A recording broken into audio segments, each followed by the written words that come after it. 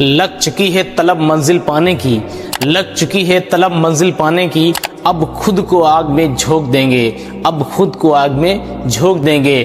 ठोकरें कहती हैं मारा जाएगा, हौसले कहते हैं देख लेंगे। अस्सलाम वालेकुम and welcome to all of you.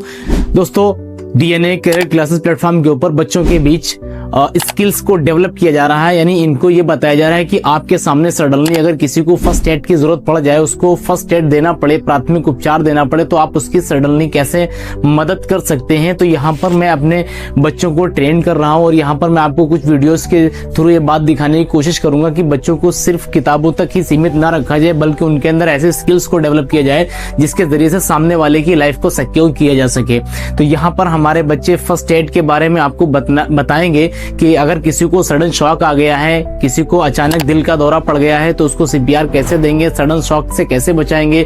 अगर किसी को बोन्स का फ्रैक्चर हो चुका है तो आप देखेंगे यहाँ हमारे बच्चे इस बात को डिस्कस करके बताएंगे आपको कि आप उसकी शुरुआती दौर में कैसी मदद कर सकते हैं। एज वेल एज अगर किसी को बर्निंग हो गई है, वाउंड्स हो गए हैं एंड सो ऑन, इन तमाम चीज़ों को हमारे बच्चे आपके सामने एक्सप्रेस करेंगे। तो आप बने रहिएगा हमारे इस वीडियो के साथ में। Thank you. Good morning everyone, my self Soham Fatima, I am from DNA career classes.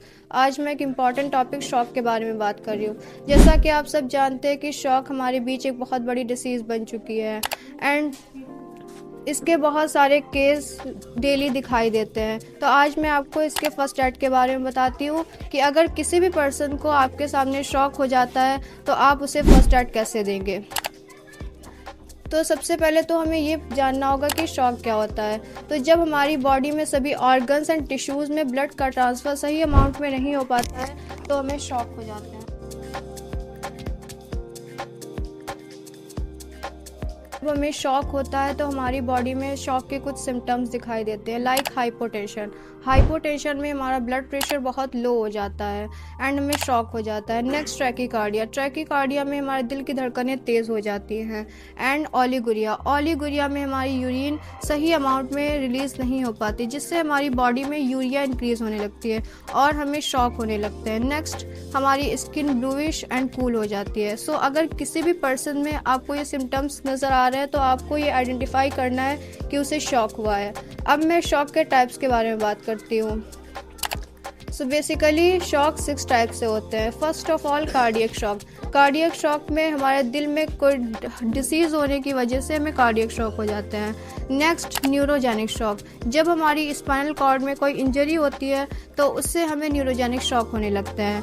Next anaphylactic shock. Anaphylactic shock तब होते हैं जब हम कोई एंटीबायोटिक मेडिसिन लेते हैं लाइक पेनिसिलिन, और वो मेडिसिन हमारी बॉडी में इन्फेक्शन क्रिएट करती है तो उससे हमें एनाफाइलेक्टिक शॉक होते हैं। Next hemo obstructive shock. जब हमारी ब्लड की मेन पाइपलाइन में कोई ब्लॉकेज हो जाता है तो उससे हमें हीमो ऑब्स्ट्रक्टिव शॉक होते हैं। And bacteria shock. जब हमारी बॉडी में कोई बैक्टीरिया ग्रो करने लगता है तो उससे हमें बैक्टीरिया शॉक होने लगता है। अब मैं आपको इसके फर्स्ट एड के बारे में बताती हूँ। जैसे अगर कभी भी किसी भी पर्सन को आपके सामने शॉक हो रहा है तो आपने उसे फर्स्ट एड कैसे देना है। तो सबसे पहले तो पेशेंट को हॉरिजॉन्टल सरफेस पे सीधा लेटाना है एंड उसके पैरों को ऊपर कर देना है ताकि उसके ब्लड का फ्लो बना रहे। नेक्स्ट पेशेंट के क्लॉथ्स को लूज़ कर देना है, बटन वगैरह खोल देने हैं। एंड अगर पेशेंट के बॉडी के किसी भी इनर ऑर्गन्स में कोई डैमेज नहीं हुआ है तो उसे hot liquid like coffee and चाय देनी है। और अगर पेशेंट के ब्लड का ट्रांसफ्यूशन हो रहा है तो उसे ब्लड ट्रांसफ्यूशन के लिए तुरंत हॉस्पिटल रेफ़र कर देना है। सो अगर किसी भी पर्सन को आपके सामने शॉक हो रहा है तो आपने उसे ऐसे फर्स्ट एड दे के उसकी जान बचानी है। Thank you.